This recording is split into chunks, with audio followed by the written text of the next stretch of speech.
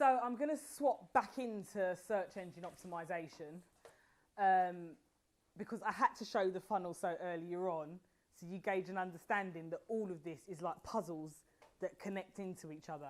This whole digital marketing, how to get customers, it's not just one simple thing. So why SEO? What is SEO? And I just want us to understand the basics and how SEO works, what changes you might need to make. So SEO is no different to social media. And I think sometimes we forget that, by the way. I think because Google is just like this person that you ask that if you don't know something, you just ask Google, don't you? Like for me, I don't even consider any other search option, if you want me to be honest with you. Like I get computers and it's like, why is Bing? Who's Bing? Why is it every time I log on, you've got to go into settings and then change the setting? Google. So Google's definitely at the forefront of SEO. But you do need to remember the 80-20 rule, and only 20% is promotion when you're putting out on the internet. The rest of it, you should be informing, educating, interesting and engaging. And it relates back to all the stuff that I was saying about setting yourself as an authority. Don't think your website or anything that you post on the internet needs to be any different. People don't like being sold to on the internet. They really, really don't. You can't sell to them. It doesn't work like that. And I think that's where traditional marketing has changed. Where it was just straight advertising at one point, whether it was TV, newspaper, that really has changed and there's been a shift. People want to know that they're important. They're not just a number. People want to be educated as well. I think about what I know about health and food now. It's phenomenal in the last 2-3 years. I would never have known that without the internet. Like just in terms of like what I should be eating, fresh food, not getting illnesses by a lot of the food and processed stuff we eat. All that information that I've learned, it's all free and on the internet. So just be aware of what you're putting out there in terms of content. Always just try. I always remember it through the BBC, by the way. You know, they say, so-called say, the BBC is there to inform, educate and entertain. And you need to think of yourself as a BBC. So for you, it's about informing, educating, the care sector, without a shadow of a doubt, and helping them within their role. And then when the procurement sees that, and this is where blogging comes into play as well. So what is SEO? So I think sometimes we get a bit confused. Search engine optimization. Over the years, there's been a lot of rules and regulations that we all think that SEO will work and do for our website. I think the AC came on somewhere. It went a bit chilly. So it's about understanding what will rank your website as highly as possible. We're now in a day and age, because this internet is so saturated, there are thousands of factors. Once upon a time, there was only a few. And for every time you think you can beat Google, it will change its algorithms. It's not allowing you to beat it or cheat it. So you've got on-page optimization, changes that you make to your website, and you've got off-page optimization, changes you make to other sites that benefits your site of optimizing. So one of the things that I want us all to remember about SEO is the algorithms. I'm going to come onto it in a moment, is backlinks. Is links that you create on other sites other than your own. It's actually really, really, really, really, really important for search engine optimization. And search optimization is really complex. We've now reached a stage where I do organic SEO, and I'm going to give you an example. How to start your own cleaning business took me 8 months to rank it organically. That's a fair amount of time. The cost on pay-per-click's a lot higher. And it's catch-22. Some months it would cover the cost, some months it wouldn't, because sometimes you just got people that are clicking it for whatever reason, whether it's research, whatever the case may be, maybe a competitor that is just wasting that cost per click. Yeah, and that's the only thing that can be really frustrating. My experience with cost per click, if you want me to be honest with you, even when I had the cleaning business, it's hit and miss. It's quite frustrating. There'd be some months where you wouldn't make anything from it, and another month where you would. And then you'd always be like, should I, shouldn't I? And then when you calculate the year and what you spend with it and what you make back, 9 times out of 10, okay, it is worth it, but you just don't see the benefit. Yeah. So it's a bit of a hard one. That's a decision that you have to make, and you've got to look at your own budget and say, would I do cost per click? I do think cost per click is worth it, especially when I had the cleaning business, if you're a local business. And for you, it's probably somewhere on my presentation, you've got things called Google Trends. but there's websites that you could be using to do research on to see what people are typing in for your service within the local area, and they're the keywords that you want to do cost per click on. But for local businesses, cost per click can generally be really good. If you're more of an online business like myself, and I'm like the courses for the whole of the UK, like my candles are, it can become really costly because I'm not based in a local area. So you've got an algorithm that Google and all the SEO search engines have got. There are over 200 different ranking factors for Google alone. So there's no exact formula. It's just strategies that you've got to keep using and improving those strategies. So if you have got an SEO company, you've got to keep them on their toes. I know the guy that does my SEO, he must hate me. I send an email randomly, I'll just look at the invoice and get angry. Think, what's he doing? And I just want an update just to know, what are you doing? You know, I look at what I'm paying him and are the sales coming into that? Because everything in this marketing game is about return on investment. What you invested, are you getting the money back for it? Because if you're not, you shouldn't be doing it. Yeah, for sure. So there's no, unfortunately, doesn't sound very nice, there's no exact formula. But what I can say is be very aware of word phrasing. I know this might seem like I'm teaching you to suck eggs, I don't mean to, but I've got to use a basic example. So you might be selling shoes, but, you know, are you selling men's shoes, women's shoes? Are you selling, you know, red Nike men's running shoes? Your keywords need to be really, really detailed, because it's someone, especially for your high-end customer, especially for you, they're going to be looking for real specific services. So those would be the cost per click that I would actually be concentrating on. And what you could do to test it is you might just throw £50 a week at it, or you might just say, for the month, I'll try £100 and see what happens. That's the best thing to do. You're in a local area as well. And obviously people can come to your studio. So where you do makeup, I would go onto somewhere like Google Trends, and I'm going to give you a list, it's in your booklet, of other software tools you can use to see what people are searching for. You might find in your area people are searching for, where can I get my makeup done to go out on Saturday night? You might be surprised on what people are searching, by the way, and that might be the search term that you either bid on, or you start doing organic work to make sure all the content you put out says my makeup on a Saturday night in, is it in Leicester or your town? Yeah, and you,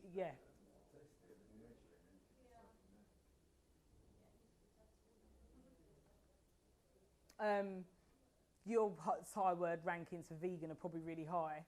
I also think if you check Google Trends, you'd be shocked at probably how many people are searching about hormones. Yeah, I thought so. Because there's not much information on it. It's just not really something. Even if you, when I know I've been into Holland and Barrett's, and if you ask a member of staff, they just look at you or, yeah. So, you know, when you're optimizing for keywords, just think out, the more specific you are, that's the keyword that you want to be using everywhere. And if you're going to do cost per click, you want to be bidding on. So keyword research, like I said, Google Trends is free, and it's a brilliant tool. Like I know from Google Trends how to start your own cleaning business. Do you know it's most searched in January, then July, and then September, and the other months are really lower? So I'm guessing that in January everyone's motivated to do something, which is why they search it. July they think, oh my God, I'm halfway through the year and I still haven't done anything. And then September comes, like, oh my God, there's only a quarter of the year left to do. That's my reasoning for it. But literally the graph, it peaks, it shoots up at those 3 times of the year. So I know for me, that's when I want to be ready for. Bridal, you know that it peaks probably from April to September. So yeah, that's when, if you want any offers to go out, you need to be preparing for that from January. So it goes out for April, and it can be automated in a funnel, and it can plug into because all these things take time, what we're doing now. So you're actually doing this at a nice time of year if you're going into the new year to start, okay, think, what's my strategy? What do I need to get done? This is the perfect time to be able to start it. We discussed this already. You can use plugins for SEO. The way you build your website, make your pages and your content on your website all about keywords. Now, Google's not silly. If you're just going to write a whole page of your keywords, it's just going to discredit you. So that is within reason. It has to be, still make sense. You still need to be an authority. It still needs to be informative or educational. But rather than always saying us, if what you do is in the name of what, like for instance, inspirational gifts. So rather than saying R Candles, I can say at NNN Gifts for every time I'm saying R, because that would be a keyword for someone looking for inspirational gifts. So just be aware when you're writing your copy, and if you get someone to write your copy, what you want their skill set to be is be good at SEO content writing, because that will be someone that will be able to put, so again, Fiverr, all those sites you can get that from. So just be aware of that. So get your and to get your site found by Google, you want to sign up for every social media account. So we'll go through them today, but some of them, Twitter doesn't bring me any business, but I just retweet. I just follow all the people that are interested to me. When I see something useful, I just retweet it. Yeah, as simple as. Even though you might not have a YouTube channel, I would still register for one. And when you're doing promotions, you can still upload those promotions or videos for your funnel on there, because you're still putting content up. Do you see what I mean? But you're actually using it for a Vimeo or a Facebook or something else, but just upload the video anyway. All the stuff you're doing as an authority for yourself, any tutorials, upload it to YouTube. So examples of a perfect page, exactly what I was saying. Again, don't mean to teach you how to suck eggs, but it's just the basics. So a perfect, what are the title? Chocolate donuts from Mary's Bakery. And within that document, 1, 2, 3, 4, 5, 6, 7, 8. 8 times the word chocolate donuts is being used, and it's stuff like that that's really going to help towards your SEO. And it might seem basic, but again, I've done this stuff, guys, and then had to go back to my website and rewrite the content. Does that make sense? Because it wasn't SEO friendly, and all these things do contribute. So where you haven't done it before, you're in a much better position. Because at least now, even if you do it yourself, you're aware that actually whatever keywords people are searching for my services under, they should try to be in your copy. So yeah, it is. A lot of this stuff we're learning, you can't be in the business, doing the business, and doing all of this. Yeah. Even me, I've outsourced, I've got a full-time member of staff that I'm actually going to get hopefully on a Skype call this afternoon that you can answer any technical questions to. I can't, even me that actually does this for other people, I can't physically do all of this myself, yeah. Oh, dear, terrible. Let's edit that out. So yeah, perfectly optimized page. You want your keywords in there. So another thing you do need to think about is what services you're going to be offering for those you haven't started, because that's going to depend on what your keywords are. And I would start this exercise by looking at Google Trends and focusing on the keywords that you know that people search for the most. So example of perfect page. And on that note, let me turn my phone completely down. There we go. So domain, and I do always like the domain. Now I'm not sure if you come up with your name, but I think it's good when what you do is in your domain. My names for my businesses are never really anything. Yeah, just says what it does on the tin. It does contribute to your SEO as well, because now your name, like I said, when you keep referring to yourself in the name, your keyword is in the name. So every time you're putting it out there, that's going to increase your ranking. You're going to have a page name, a title, description, content, heading, images. Just so you know, even when you save your images on your page, so now say you guys using Wix on WordPress, there's a plugin for it. So I have a plugin on my Shopify site where all my images are saved as keywords, because that contributes to Google picking up your keywords again. That's how deep the keyword thing is. You save your pages on your website as your keywords. It's like anywhere you can put your keywords, don't. Never use images over 1 megabyte. I learned that the hard way as well, especially if you've got a mobile-friendly site. It just slows the speed down. So all of this is in your booklets that you get to take away anyway. Checking that your site is indexed. If you just go onto Google and put the name of your sites, you'll know if it's indexed, because it will tell you how many search results it's in there. And again, if you've got a Wix site, you're going to have to fill information out of, like, it will say things like what are your meta tags, what are your descriptions. All of that automatically gets issued to the search engine optimizations. So let's say you just put a website together and you didn't do that part. And this could be something, if you're using WordPress and you don't know how to use it, you might not even be indexed in the search engine, the search engine, sorry. So these are all simple things, but they're all in your booklet. So what is off-site page optimization? Off-page optimization is achieved through gaining external links to your website. So you've got keywords that are really, really important, and backlinks are key, guys. And backlinks are really, again, this is a really trawling task in terms of getting your website up there organically, SEO, for the SEOs to detect it and come up higher on your ranking. So Google keeps each link as a vote of confidence towards your website. The general rule is the more backup quality backlinks they are, the higher up the search engine you are.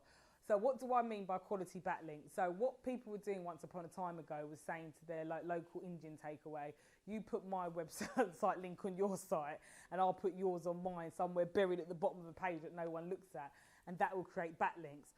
Google detects that. So a quality backlink would mean that it has to be something that's associated to your business, or like let's say you had a documentary done on you by BBC, that would be an astronomical high quality backlink by being plugged into somewhere like the BBC.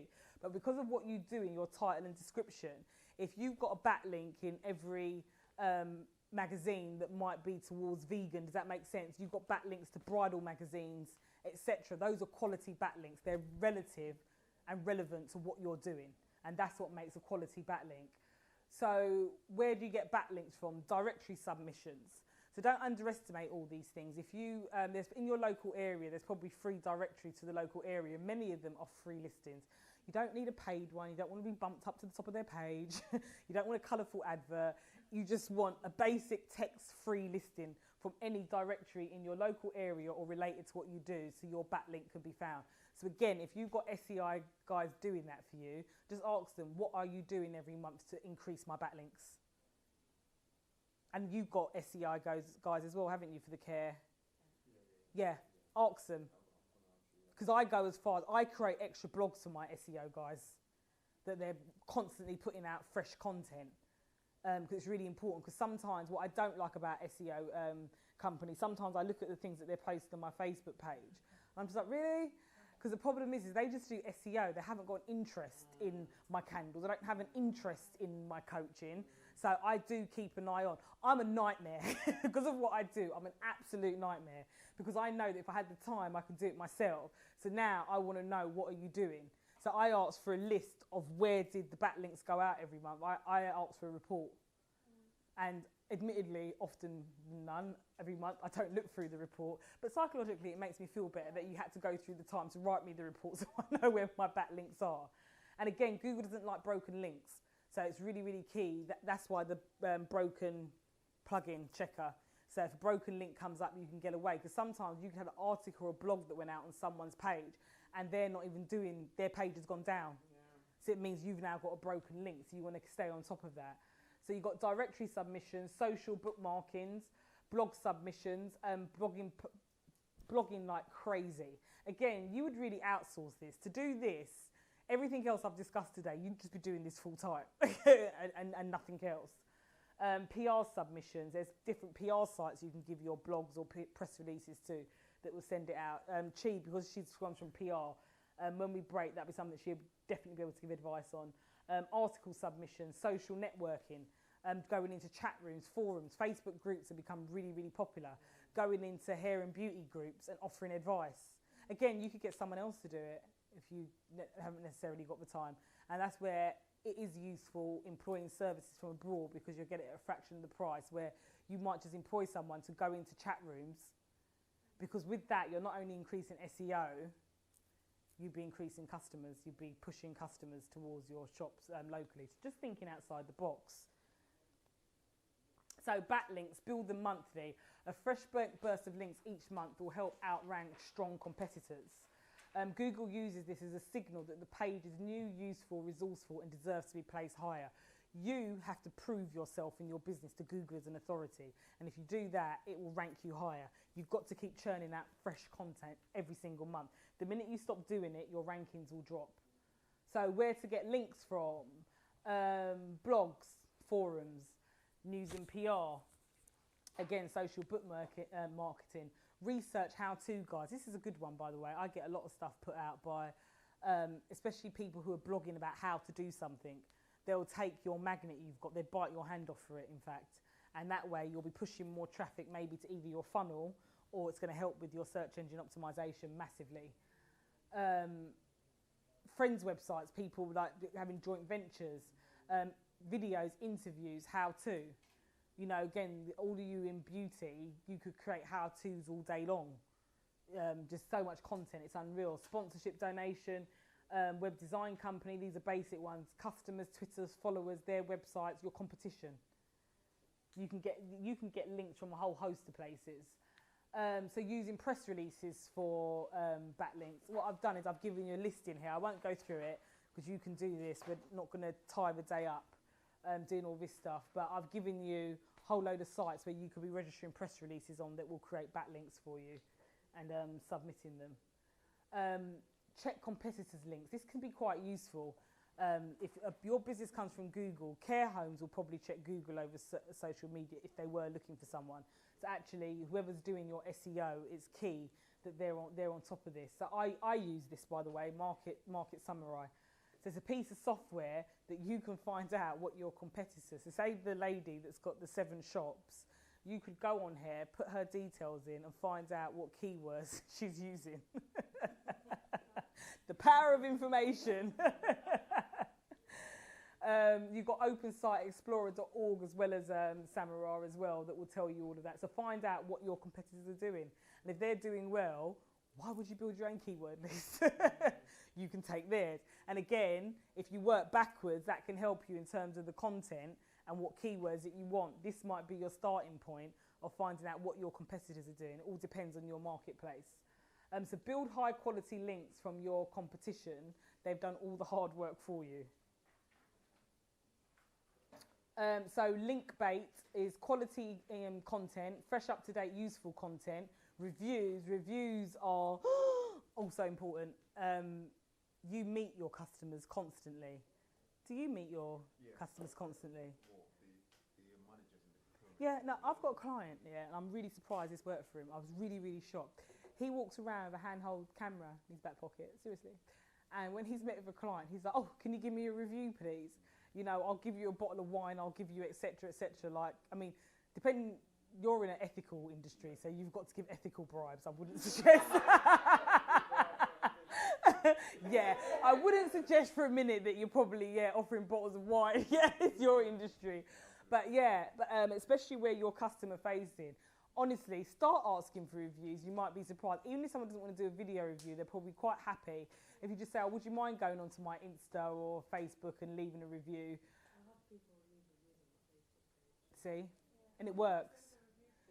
Facebook reviews on Facebook is really, really, it's easiest.